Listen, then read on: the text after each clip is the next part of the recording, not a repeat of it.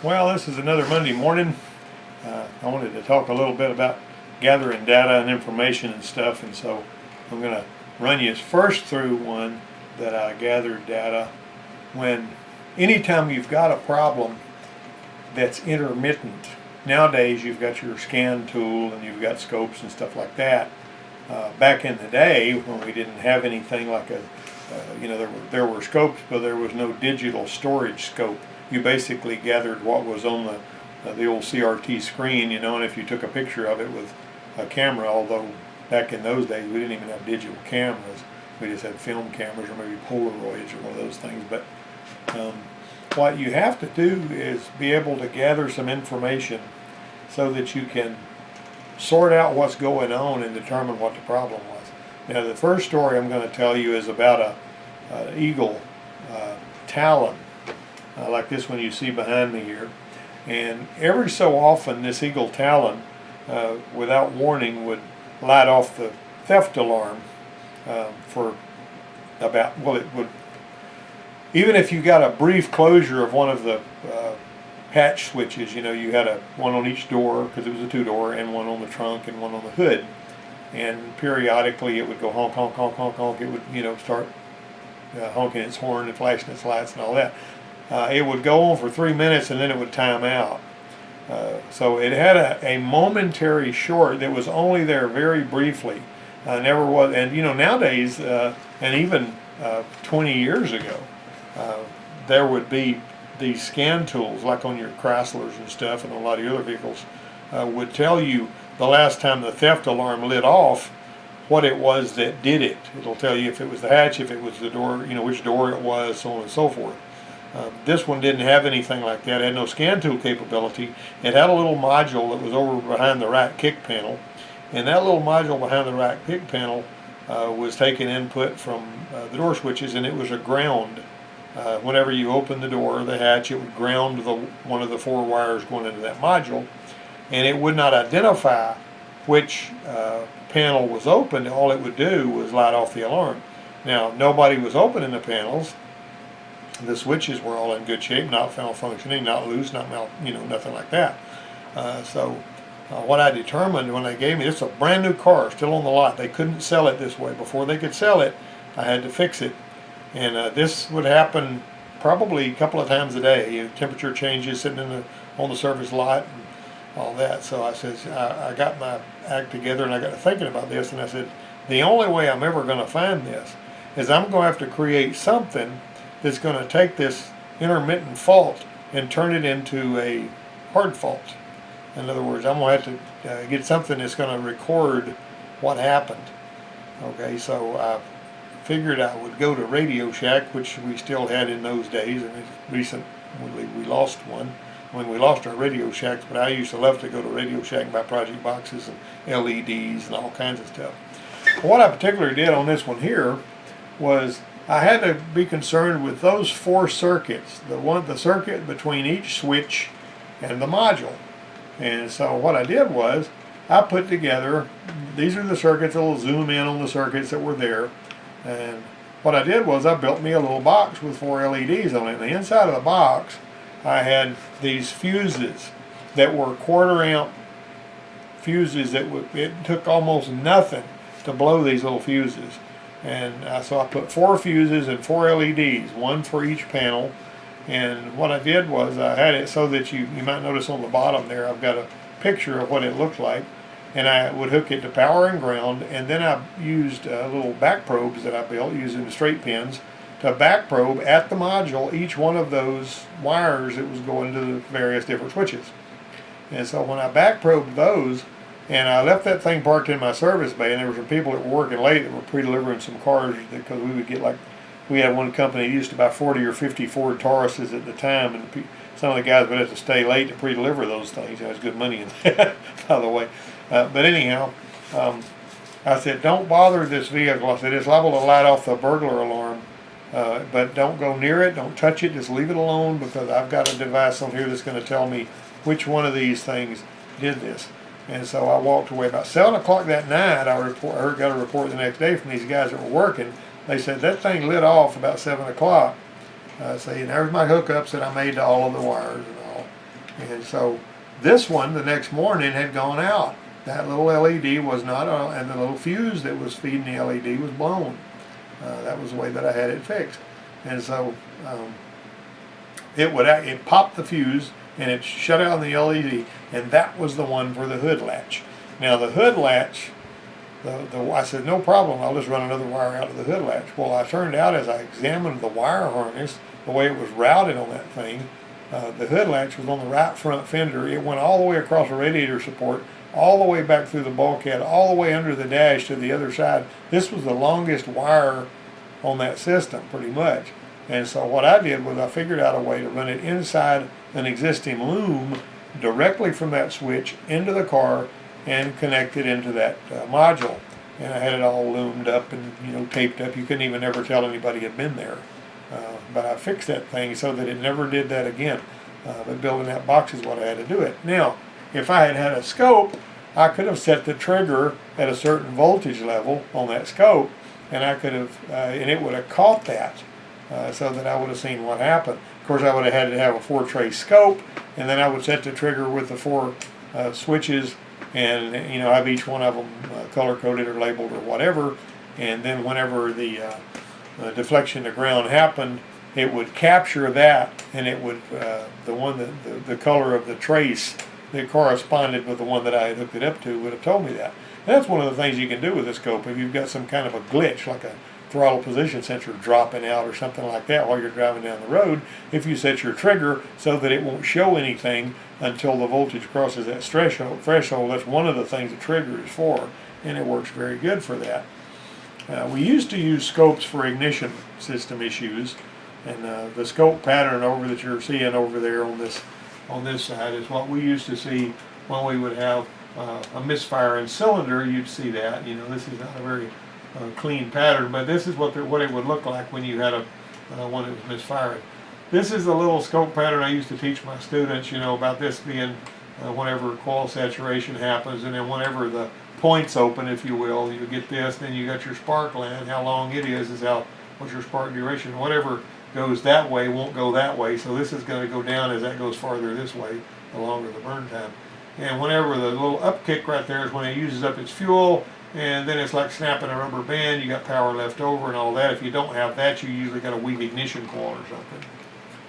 Alright, so this one here was one that we had a Tacoma. They had a throttle position sensor issue, and we managed to scope the TP sensor, and we caught it dropping out all the way down there. And there's another one. This one here is a video that I've got on my YouTube channel. I'm not letting you hear any sound here, but whenever you would apply the throttle, this would stumble. You can even see it in that picture if you look. And when I hooked up the PDA scope to it, as soon as you cracked the throttle a little, it would top out. And that was telling me right there we had a bad throttle position sensor. And so what I went ahead and did was I replaced the throttle position sensor, and then I re-scoped it. Now, I'm going to let that play a little bit through here. And you can see that's what it was supposed to look like when I was cracking the throttle like that. With a new sensor installed, that thing would just rev like no tomorrows. And so that was a fairly easy thing to find with the scope. Alright, so cam crank waveform on 543 valve. This was one we figured out on this. This is the IATN pattern. They tell you 14 teeth past your missing tooth. On the downstroke, this was supposed to be lined up with that.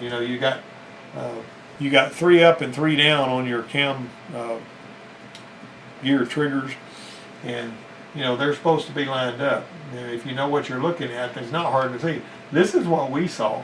There's the 14th tooth. This one here was a little out of line. That one way out of line.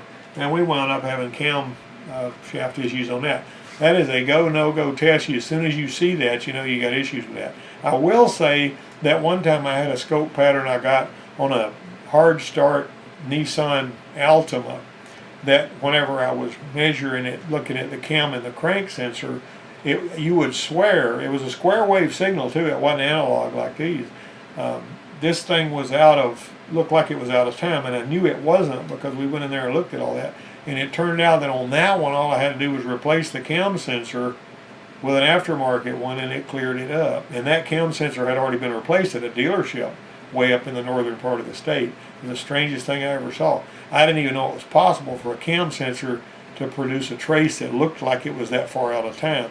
And all it took to fix that Nissan Altima was a cam sensor, which was fairly easy to change. Crank sensor, not so much, they're aggravating.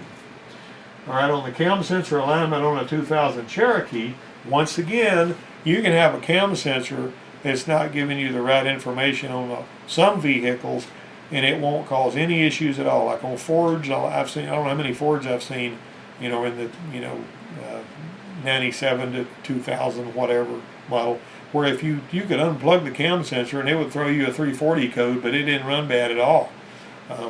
On your CSF5 Chevys, if the cam sensor signal is too far out, or it's not reliable, it will bank fire the injectors and the gas mileage will go to pot.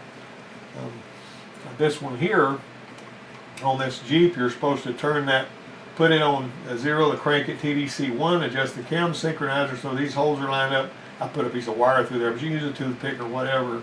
And the scope pattern should look like this.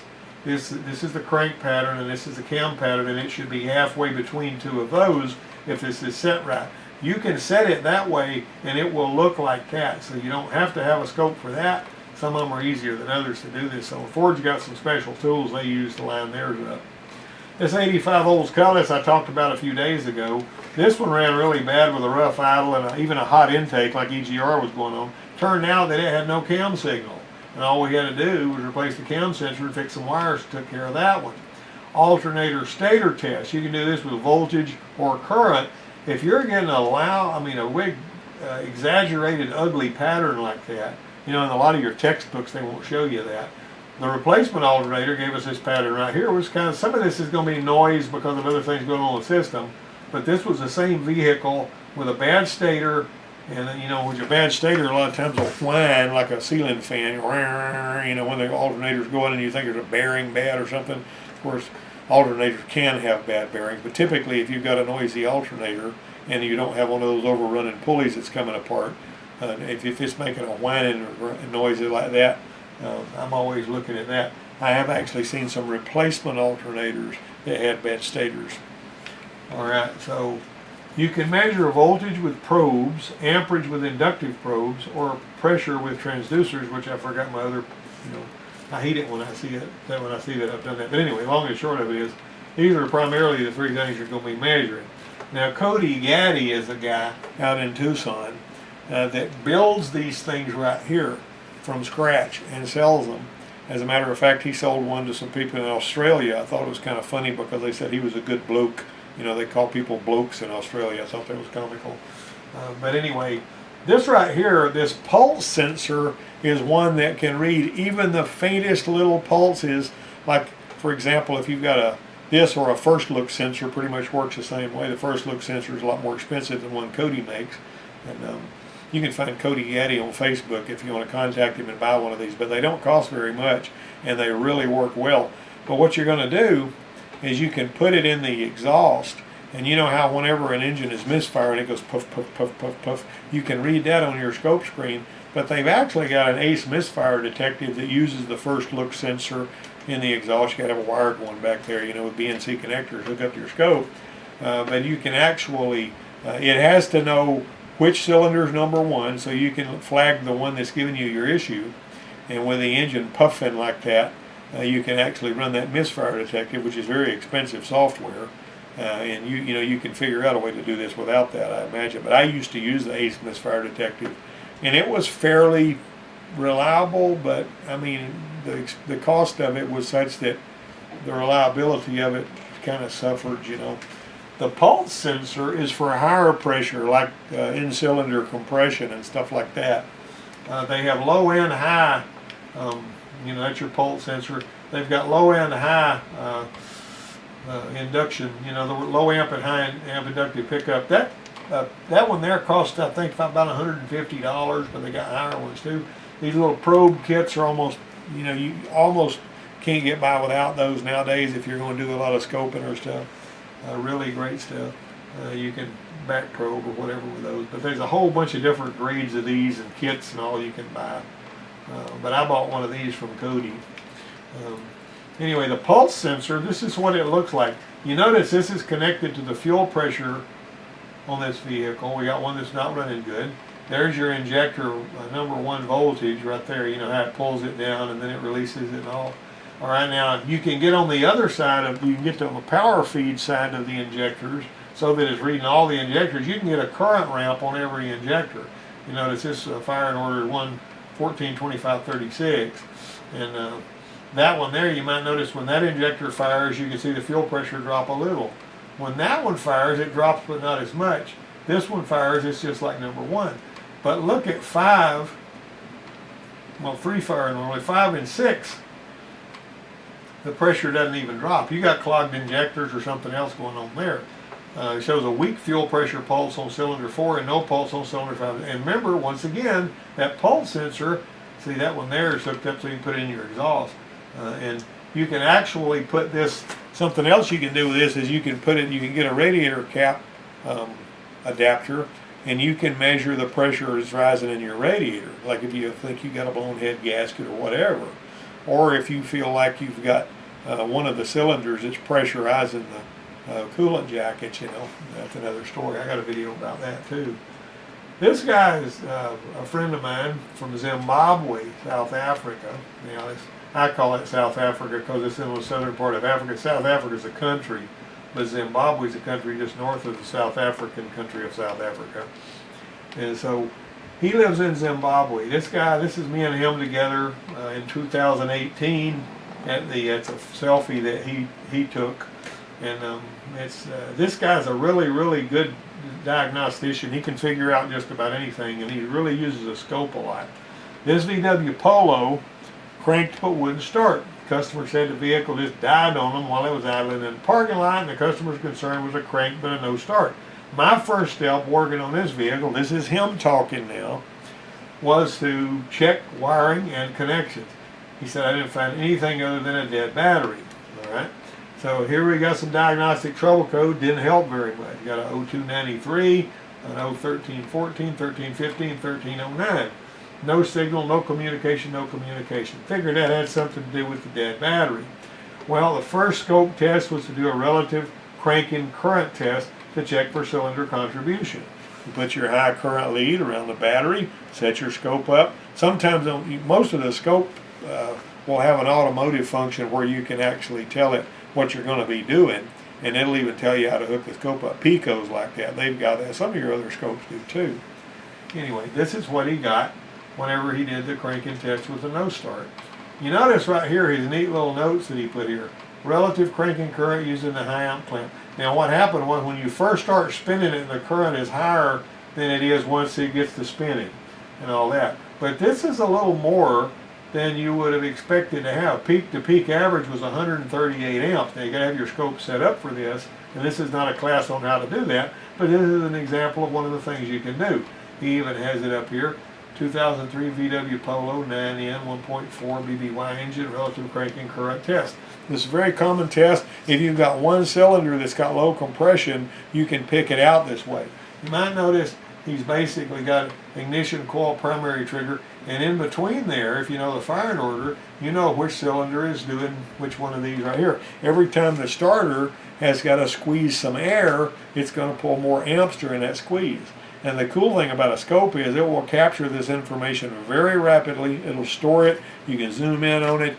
You can make marks on the screen, but you have to have a trigger so you'll know where number 1 is. You might notice this is a 4-cylinder, so it's got 1, 2, 3, 4, and then it starts over. All right.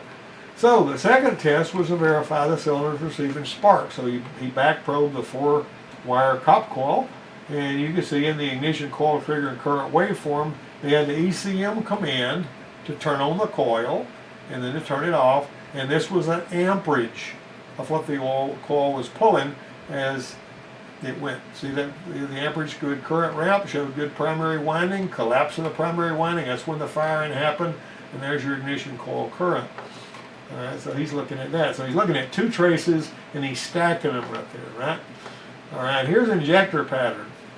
Now, this is difficult to see, but there will be a little pintle hump right there that's going to tell you when the injector actually, when the pintle moved and allowed fuel to flow.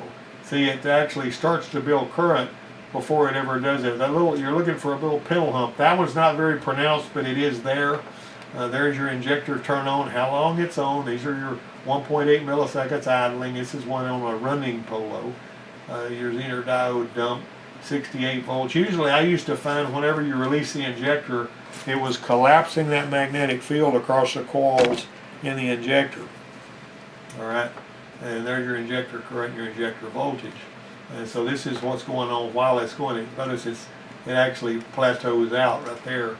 And there's your injector turn off, and that's it spiking off. All right, so you got a fuel pressure check. They use a pressure transducer on this one to go into the fuel rail to see what the pressure was. And you can, if you set it, typically you'll use your higher pressure one, but you can use that pulse sensor if you set your scope up right and all that. Fuel pressure runs about 44 psi. I would use the higher pressure one than this rather than the pulse sensor. You can use the pulse sensor like you did on the other one, but this particular one looks like he was using with a WPS 500, the one that reads higher pressure. All right, while the running fuel rail pressure was 44, you turn off the engine, the fuel pressure should remain with a flat level. If it leaks off too fast, then you're losing pressure and you're going to have a hard start issue or something like that. Now your fuel rail pressure with the pump run is 44, so he turned it off again, and then the scope was turned off right there. The fuel pump turn on, the pressure come up. You're looking at pressure. You're not looking at voltage here. You're looking at basically a pressure waveform. All right, so the fuel volume check made sure there was volume and no restriction. Went on to do the dynamic testing using the low amp clamp. I like to take a wire and wrap it around and around and around and clip it around all those wraps to give you more of a definition of that signal. He didn't say anything about that here. You take your fuel pump voltage supply fuse and connect the fuse buddy and hook up a low amp clamp. So you got vertical straight up. It's going to do kind of like the starter did. It goes up higher, and then as the fuel pump runs, it's going to level off.